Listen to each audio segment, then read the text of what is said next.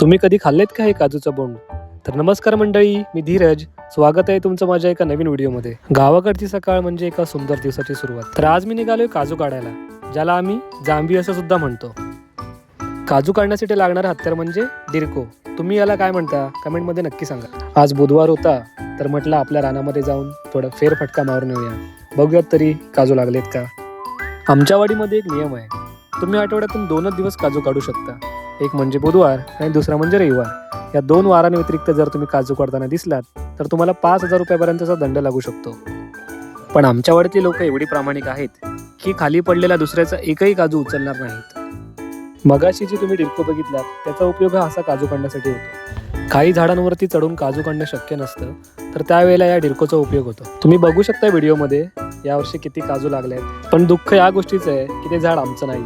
अजून आमच्या झाडाला जास्त काजू लागल्या नाहीयेत, पण जेवढ्या होत्या तेवढ्या काढून मी निघालो दुसऱ्या ठिकाणी.